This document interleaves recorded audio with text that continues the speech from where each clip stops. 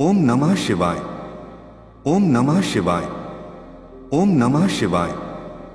रुकिए, बस एक पल के लिए रुकिए। आज शाम जो आप यहां आए हैं, यह कोई संयोग नहीं है। यह महादेव की वह अदृश्य डोर है जो अपने भक्तों को ठीक उसी वक्त खींच लाती है जब उन्हें सबसे ज्यादा जरूरत होती है। आपने सोचा होगा कि बस यूं ही देख लें, लेकिन महादेव के दरबार में कोई यूं ही नहीं आता। हर कदम उनकी मर्जी से उठता है, हर नजर उनकी इजाजत से पड़ती है। आज की यह शाम बहुत खास है। आज महादेव जी ने अपने भक्तों के लिए एक ऐसा संदेश भेजा है जो शायद आपने पहले कभी नहीं सुना।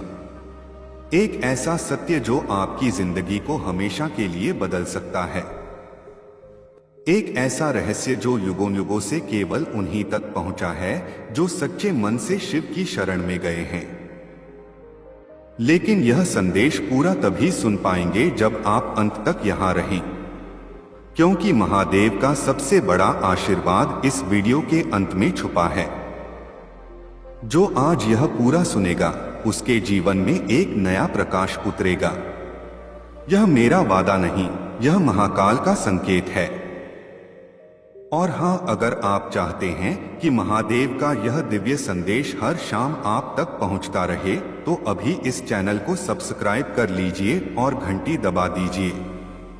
यह एक छोटा सा काम है, लेकिन इससे आप इस भक्ति की धारा से हमेशा के लिए जुड़ जाएंगे।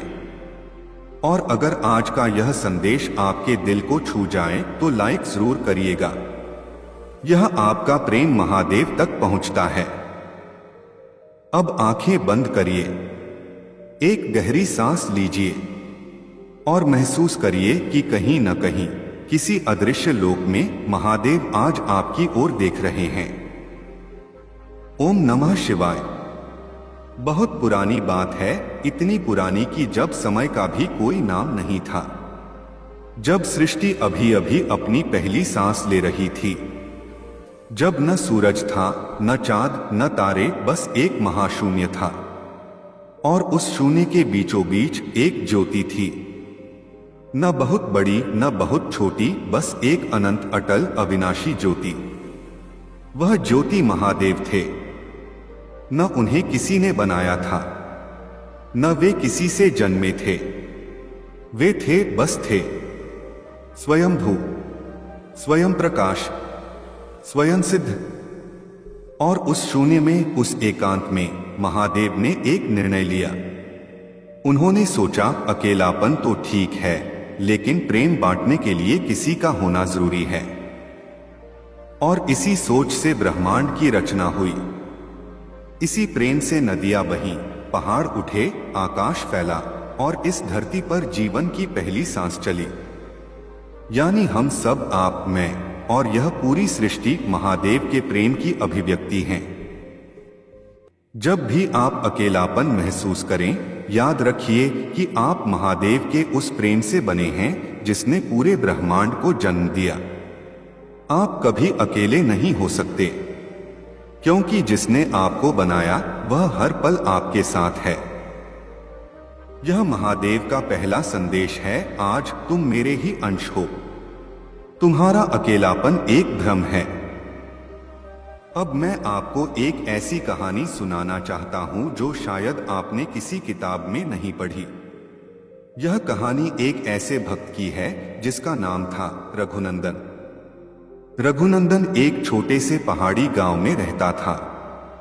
गांव का नाम था सोमवारपुर, क्योंकि कहा जाता था कि उस गांव की स्थापना किसी सोमवार को महादेव की कृपा से हुई थी। गांव में एक छोटा सा शिव मंदिर था, बहुत पुराना, बहुत साधारण। दीवारें काई से ढकी हुई, शिवलिंग पर हमेशा ताजे जंगली फूल। किसी ने वे फूल नहीं चढ़ाए थे, वे खुद ही आ जाते थे। हवा उड़ाकर लाती थी, या शायद महादेव खुद। रघुनंदन हर रोज उस मंदिर में जाता था, सुबह भी, शाम भी, कभी कभी रात को भी, जब नींद न आए, जब मन बेचैन हो, जब जिंदगी का बोझ बहुत भारी लगे। उसकी जिंदगी आसान नहीं थी। बाप बचपन में ही चले गए थे। मां बीमार रहती थी। खेत था लेकिन पानी नहीं। पड़ोसी थे लेकिन मदद नहीं। रघुनंदन अकेले लड़ता था, अकेले जीता था। लेकिन वह एक काम कभी नहीं छोड़ता था, महादेव की भक्ति। एक दिन ऐसा दिन जो रघुनंदन कभी नहीं भूला। वह मंदिर में बैठा था। शाम का वक्त था, ठीक ऐसा जैसे अभी है। सूरज डूब रहा था और आकाश लाल सुनहरा हो गया था। मंदिर में दीपक जल रहे थे। रघुनंदन की आंखों से आंसू बह रहे थे। वह बोल रहा था, महादेव, मैं थक गया हूं, बहुत थक गया हूं। न खाने को पर्याप्त, न मां की दवाई के लिए पैसे। लोग कहते हैं तुम दयालु हो, तो मेरी दया कब होगी? मेरा दोष क्या है? और तभी मंदिर में एक अजीब बात हुई। दीपक की लौ अचानक बहुत ऊंची हो गई। इतनी ऊंची कि रघुनंदन डर गया। लेकिन आग फैली नहीं, बस वह लौ कांपी, नाची और फिर स्थिर हो गई। और उस स्थिरता में रघुनंदन को लगा जैसे किसी ने उसके कंधे पर हाथ रख दिया हो। एक बहुत गर्म, बहुत कोमल, बहुत आश्वस्त करने वाला हाथ। उसने पीछे मुड़कर देखा, कोई नहीं था। लेकिन उस एक पल में उसके मन की सारी बेचैनी गायब हो गई। जैसे किसी ने उसके सीने से एक भारी पत्थर उठा लिया हो। वह वहीं बैठ गया, चुप, शांत। और उसके मन में एक बात आई जो उसने खुद नहीं सोची थी, जो उसके अंदर से नहीं उठी थी, वह बाहर से आई थी। वह बात थी, तू थका है लेकिन टूटा नहीं। और जो टूटा नहीं उसे मैं कभी अकेला नहीं छोड़ता। रघुनंदन उस रात रोता रहा, लेकिन वे आंसू दुहक के नहीं थे। वे राहत के आंसू थे, समर्पण के आंसू थे। और उस रात के बाद धीरे धीरे उसकी जिंदगी बदलने लगी। पड़ोस के गांव से एक नहर का पानी उसके खेत तक पहुंचने लगा। एक वैद्य ने मां की दवाई मुफ्त देनी शुरू की। और एक दिन एक शहरी व्यापारी उसके गांव आया और उसके खेत की फसल का सौदा उचित दाम पर किया। क्या यह संयोग था? रघुनंदन को नहीं पता था, लेकिन वह जानता था कि उस रात के बाद उसने जो मांगा नहीं था वह मिल गया, और जो मांगा था वह भी मिल गया। महादेव का दूसरा संदेश है, जब तुम थक जाओ तब मेरे पास आओ। मांगो या मत मांगो, मैं जानता हूं तुम्हें क्या चाहिए, लेकिन आना जरूर। अब मैं आपसे एक सवाल पूछना चाहता हूं, एक ऐसा सवाल जो शायद आपने खुद से कभी न पूछा हो। आपने कितनी बार महादेव से कुछ मांगा और नहीं मिला? एक बार, दो बार, बार बार? और जब नहीं मिला तो आपने क्या सोचा? क्या आपने सोचा कि महादेव सुन नहीं रहे, कि वे व्यस्त हैं, कि आप पर उनकी कृपा नहीं है? रुकिए, एक पल रुकिए और सुनिए। महादेव की एक विशेषता है जो उन्हें सभी देवताओं से अलग बनाती है। वे भोले हैं लेकिन मूर्ख नहीं। वे दयालु हैं लेकिन अंधे नहीं। वे आपकी हर मांग सुनते हैं लेकिन हर मांग पूरी नहीं करते। और इसमें उनकी सबसे बड़ी करुणा छुपी है। एक बच्चा जब चाकू मांगे तो मां देती है क्या? नहीं देती। इसलिए नहीं कि मां को बच्चे से प्यार नहीं, बल्कि इसलिए कि मां जानती है कि यह चाकू बच्चे के हाथ काट देगा। ऐसे ही महादेव जब आपकी कोई मांग पूरी नहीं होती तो वे आपको रोक रहे होते हैं। वे कह रहे होते हैं, बेटे, यह तेरे लिए नहीं है, इससे बेहतर मैंने तेरे लिए रखा है। लेकिन हम इंसान बड़े अधीर हैं। हम महादेव की भाषा नहीं समझते। हम देरी को मना समझते हैं। हम परीक्षा को सजा समझते हैं। हम रुकावट को अंत समझते हैं, लेकिन महादेव कहते हैं जो रुकता है वह और मजबूत होकर चलता है, जो झुकता है वह और ऊंचा उठता है, जो टूटता है वह और सुंदर जुड़ता है। जापान में एक कला है किंत्सुगी, टूटे बर्तन को सोने से जोड़ने की कला। जब बर्तन टूटता है तो उसे फेंकते नहीं, उसे सोने की मिट्टी से जोड़ते हैं और वह बर्तन पहले से ज्यादा सुंदर हो जाता है। उसकी दरारें सोने की लकीरें बन जाती हैं। यही महादेव आपके साथ करते हैं। जब आप टूटते हैं वे आपको सोने से जोड़ते हैं। आपकी तकलीफें सोने की लकीरें बन जाती हैं और आप पहले से ज्यादा सुंदर, ज्यादा मजबूत, ज्यादा गहरे हो जाते हैं। महादेव का तीसरा संदेश, जो नहीं मिला उसे मेरा प्रेम समझो, जो मिलने में देर लगी उसे मेरी तैयारी समझो, और जो मिलेगा वह तुम्हारी कल्पना से भी बड़ा होगा। शिव का एक नाम है नीलकंठ। आप जानते हैं यह नाम क्यों पड़ा? समुद्र मंथन की कथा तो आपने सुनी होगी। देवता और असुर मिलकर समुद्र मंथन कर रहे थे। उसमें से अमृत निकला, कामधेनु निकली, लक्ष्मी निकली, कल्पत्रु निकला और फिर निकला हलाहल। वह विष जो इतना भीषण था, इतना प्रचंड था कि उससे पूरी सृष्टि जलने लगी। न देवता उसे ले सकते थे न असुर, सब भाग गए। और तब महादेव आगे आए, बिना किसी से पूछे, बिना किसी की प्रतीक्षा किए। उन्होंने वह विष अपने हाथों में उठाया और पी लिया। मां पार्वती ने घबराकर उनका गला पकड़ लिया ताकि विष नीचे न उतरे, और वह विष वहीं रुक गया, गले में नीला हो गया और महादेव नीलकंठ हो गए। उन्होंने विष पिया ताकि बाकी सब अमृत पा सकें। यह कहानी सिर्फ एक पौराणिक घटना नहीं है, यह एक संदेश है। महादेव कह रहे हैं, दुनिया का दर्द मेरे पास आता है, मैं उसे पीता हूं, मैं उसे अपने अंदर रोक लेता हूं ताकि मेरे भक्त अमृत पा सकें, ताकि इस सृष्टि में जीवन बचा रहे। और यह सिर्फ उस युग में नहीं हुआ, यह हर पल हो रहा है। जब आप बहुत तकलीफ में होते हैं और फिर अचानक कुछ हल्का महसूस होता है तो यह महादेव हैं। वे आपका दर्द पी लेते हैं, वे आपकी तकलीफ अपने नीले गले में समेट लेते हैं। लेकिन हम अक्सर इस हल्केपन को समय का असर मान लेते हैं। हम कहते हैं समय के साथ सब ठीक हो जाता है, लेकिन असल में समय नहीं, महादेव ठीक करते हैं।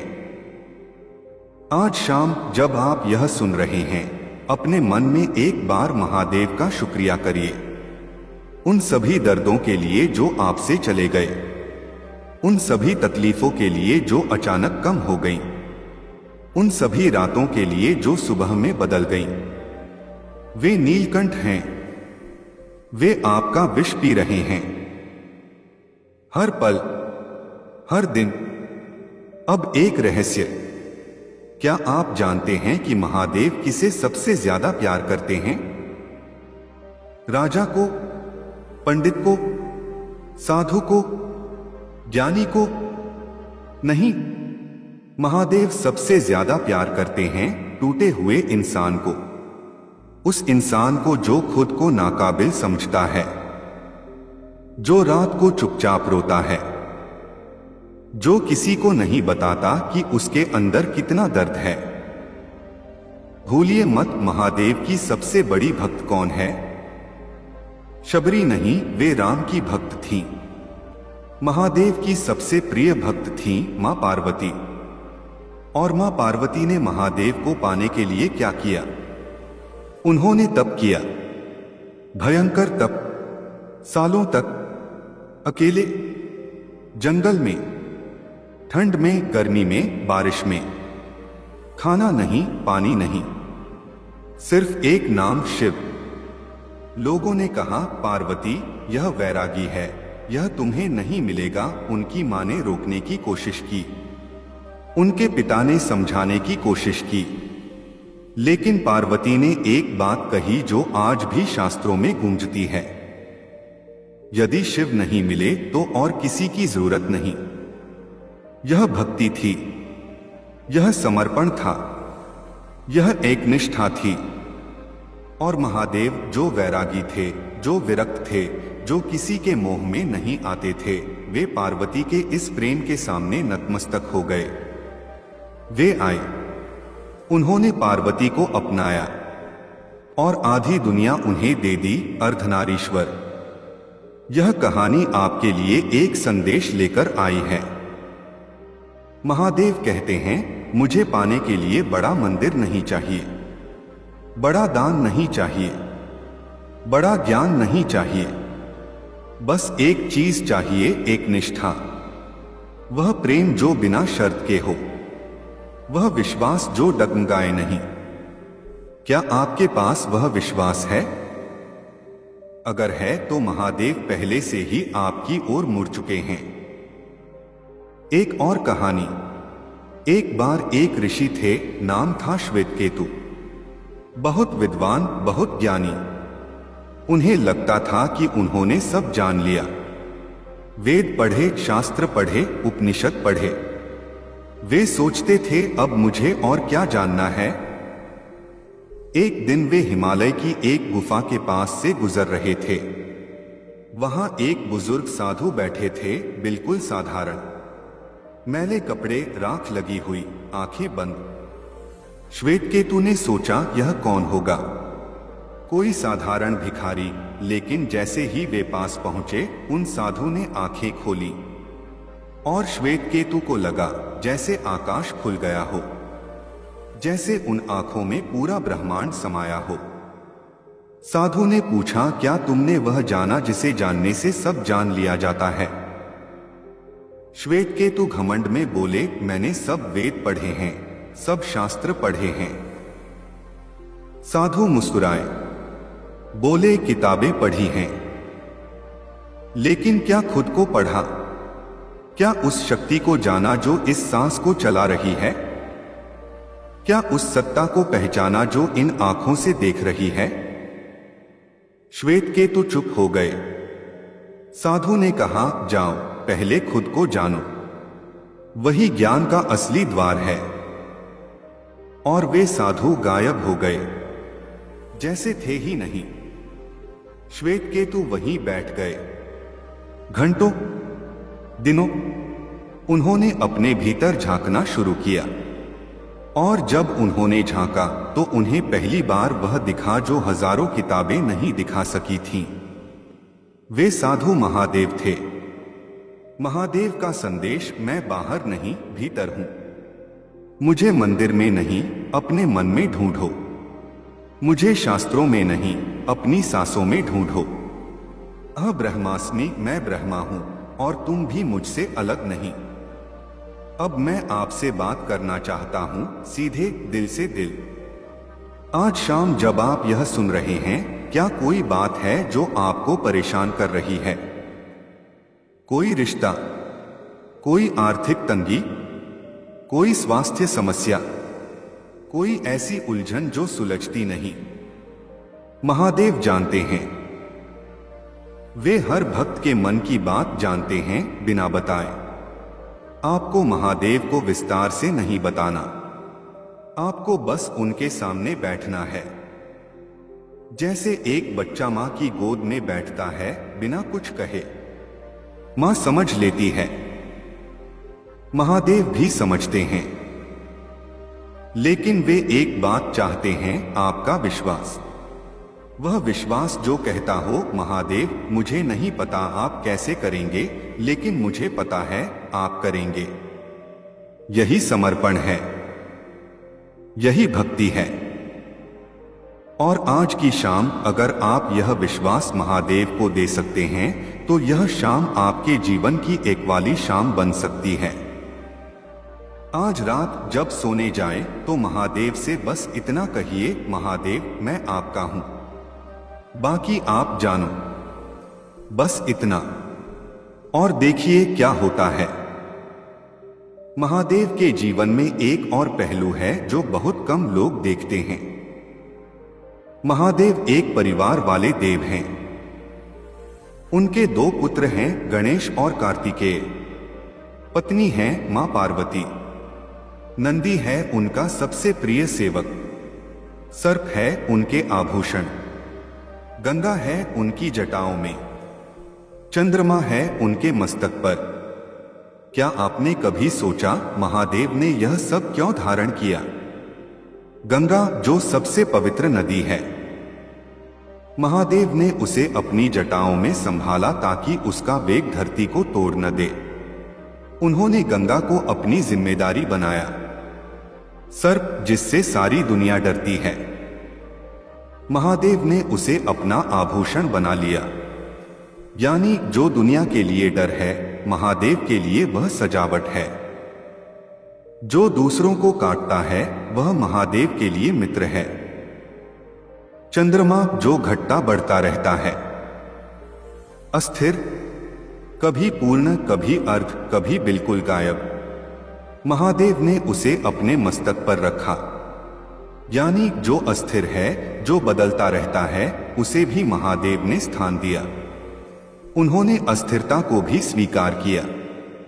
त्रिशूल 3 शक्तियां, सृष्टि, स्थिति, संहार, बनाना, चलाना और मिटाना, तीनों महादेव के हाथ में हैं। यानी समय का हर पहलू उनके नियंत्रण में है। डमरू जब यह बजता है तो नाद होता है, और नाद से सृष्टि होती है। महादेव के डमरू से 14 माहेश्वर सूत्र निकले, जिनसे संस्कृत व्याकरण की रचना हुई। यानी शब्द, भाषा और संवाद सब महादेव की देन है। हर चीज जो महादेव ने धारण की, उसका एक अर्थ है, एक संदेश है। और वह संदेश यह है, जो भी आपके जीवन में है, कोई भी परिस्थिति, कोई भी इंसान, कोई भी दर्द, उसे भी महादेव की तरह धारण करो। उसे दुश्मन मत समझो, उसे भी अपना हिस्सा मान लो, तभी जीवन सुंदर होगा। एक और कहानी, और यह कहानी बहुत खास है। एक गांव में एक औरत रहती थी, नाम था सुलोचना। उसकी एक ही बेटी थी, बहुत प्यारी, बहुत प्रतिभाशाली। लेकिन उसकी बेटी बीमार पड़ गई, बहुत बीमार। डॉक्टर ने कह दिया, अब कुछ नहीं हो सकता। सुलोचना ने सब कुछ आजमाया, हर डॉक्टर, हर वैद्य, हर दुआ, हर झाड़फूंक, लेकिन कुछ काम नहीं आया। एक रात वह मंदिर गई, गांव का पुराना शिव मंदिर। रात के 2 बजे, कोई नहीं था वहां। वह शिवलिंग के सामने बैठ गई और बोली, महादेव, मैं मांगती नहीं, बस तुम्हारे पास आई हूं। मेरी बेटी का जो होना हो, लेकिन उसे तकलीफ मत देना, बस इतना। और वह चुप हो गई। उस रात वह मंदिर में ही सो गई। सुबह जब उठी तो एक बुजुर्ग पुजारी उसके पास बैठे थे। उन्होंने कहा, बेटी, तेरी बेटी ठीक हो जाएगी। एक जड़ी बूटी है हिमालय के ऊपरी क्षेत्र में, 1 हफ्ते में पहुंचा दो। सुलोचना हैरान हुई, यह बुजुर्ग कौन है? इस मंदिर में तो कोई पुजारी नहीं। उसने पूछा, आप कौन हैं? उन्होंने कहा, जो तेरा है वही। और वे चले गए। किसी ने वह बुजुर्ग दोबारा नहीं देखा। लेकिन वह जड़ी बूटी 1 महीने के अंदर किसी ने खुद लाकर सुलोचना के दरवाजे पर रख दी। एक अनजान यात्री, जो कहां से आया, कहां गया, कोई नहीं जानता। और सुलोचना की बेटी ठीक हो गई। महादेव का संदेश, जब तुम मांगना बंद करके बस आ जाओ, तब मैं देना शुरू कर देता हूं। मेरी सबसे बड़ी कृपा वहां उतरती है जहां मांग नहीं, समर्पण होता है। अब मैं आपसे कुछ और गहरी बात करना चाहता हूं। महादेव को महाकाल क्यों कहते हैं? काल का अर्थ है समय। महाकाल का अर्थ है जो समय से भी बड़े हैं, जो समय के बाहर हैं, जो समय के पहले थे, समय के दौरान हैं और समय के बाद भी रहेंगे। यानी महादेव शाश्वत हैं। लेकिन यह सिर्फ एक दार्शनिक बात नहीं है, इसका एक व्यावहारिक अर्थ भी है। जब आप महादेव की भक्ति करते हैं तो आप समय के एक ऐसे आयाम से जुड़ते हैं जो आपकी रोजमर्रा की जिंदगी से परे है। आप उस शाश्वत सत्ता से जुड़ते हैं जो न जन्मती है न मरती है। और जब आप उससे जुड़ते हैं तो आपके जीवन की छोटी छोटी परेशानियां छोटी लगने लगती हैं, क्योंकि जो शाश्वत से जुड़ा हो उसे अस्थाई से डर कैसा। आपकी नौकरी जाएगी तो दूसरी आएगी, आपका रिश्ता टूटेगा तो नया बनेगा, आपका दुख आएगा तो जाएगा भी। लेकिन महादेव का आशीर्वाद वह कभी नहीं जाता। वह एक बार मिल जाए तो जन्मों जन्मों तक साथ रहता है। महाकाल कहते हैं, मैं हर युग में था, मैं हर युग में हूं, मैं हर युग में रहूंगा, और जो मेरा है वह भी हमेशा मेरे साथ है।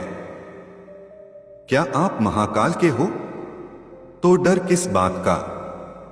अब एक ऐसी बात जो शायद आपने पहले कभी नहीं सोची। महादेव शमशान में क्यों रहते हैं?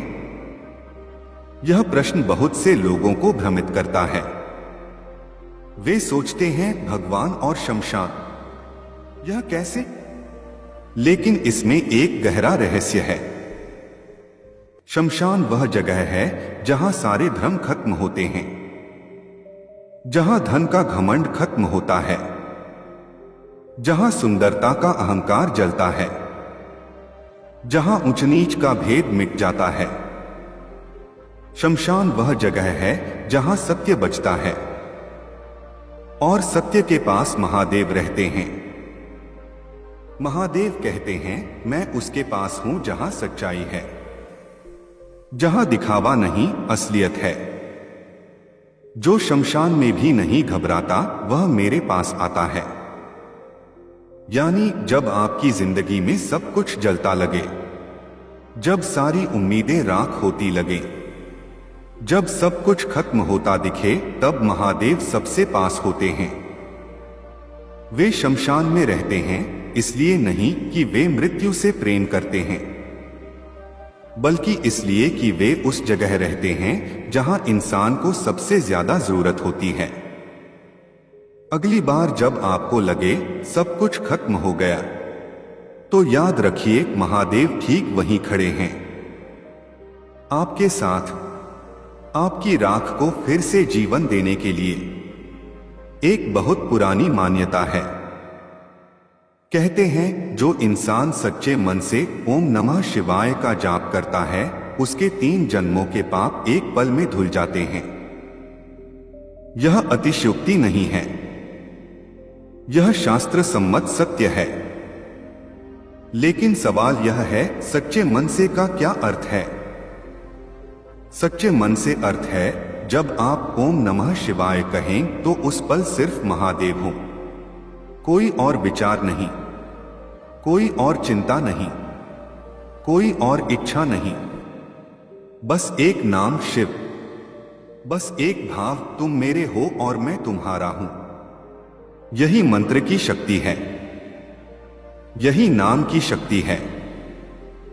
और वैज्ञानिक भी मानते हैं जब हम कोई शब्द बार बार दोहराते हैं तो वह हमारे मन की तरंगों को बदल देता है, हमारे मस्तिष्क की संरचना बदल देता है। ओम नमः शिवाय यह सिर्फ एक मंत्र नहीं, यह एक ऊर्जा है, यह एक आवृत्ति है, यह एक सेतु है आपके और महादेव के बीच। आज रात सोने से पहले 108 बार ओम नमः शिवाय कहिए, बस मन में भी ठीक है। और देखिए आपका मन कितना शांत होता है। एक और कहानी, और यह कहानी थोड़ी अलग है। एक युवक था शिवप्रताप, बहुत होनहार, शहर में पढ़ा लिखा, नौकरी मिली, पैसा आया, सब कुछ था। लेकिन एक दिन उसने महसूस किया सब कुछ होते हुए भी कुछ नहीं है। घर में सुविधाएं हैं लेकिन सुकून नहीं, दोस्त हैं लेकिन अपनापन नहीं, पैसा है लेकिन शांति नहीं। वह बहुत परेशान हो गया। एक दिन उसका एक बुजुर्ग पड़ोसी उससे मिलने आया। वह बड़ा शांत सरल इंसान था, हमेशा मुस्कुराता, हमेशा प्रसन्न। शिवप्रताप ने पूछा, चाचा जी, आपके पास